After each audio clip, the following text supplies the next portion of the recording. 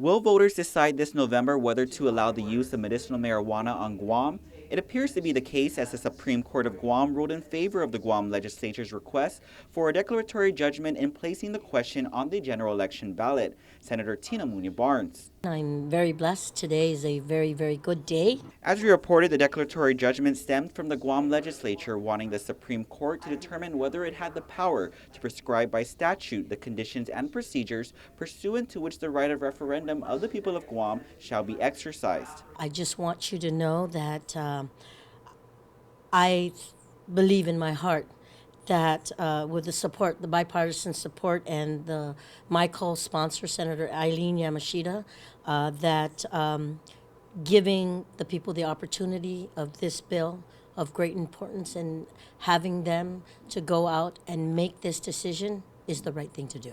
In the order, the Supreme Court finds that the legislative submission mechanism falls within the scope of the term referendum, and that legislative submissions do not constitute an improper delegation of legislative authority.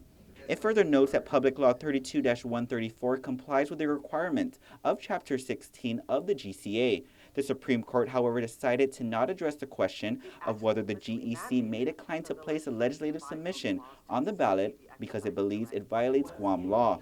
Barnes says for now, this is a victory for people like Joaquin Concepcion II, fondly known as Savage K, who Public Law 32-134 is named in honor. They had to go off to get more treatment, and this alternative was provided for them, and they truly wanted to bring the information and the education awareness so that other families whose loved ones are suffering could know and understand what alternatives are out there for them to look at. And this is one option that could be visited.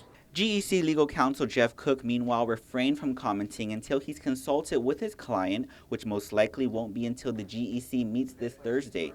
Attorney Howard Trapp, who filed an amicus brief against the legislature's request, says the Supreme Court's decision is directly in contravention of United States Code 48, Section 1423B, that says no bill shall become law unless it's passed by the affirmative vote of majority of the members of the Guam Legislature. He adds the matter could be taken to the U.S. Supreme Court, and if so, says, quote, I believe the U.S. Supreme Court would reverse the Supreme Court of Guam's order in a heartbeat, end quote. Reporting for Guam's News Network, I'm Ken Quintanilla.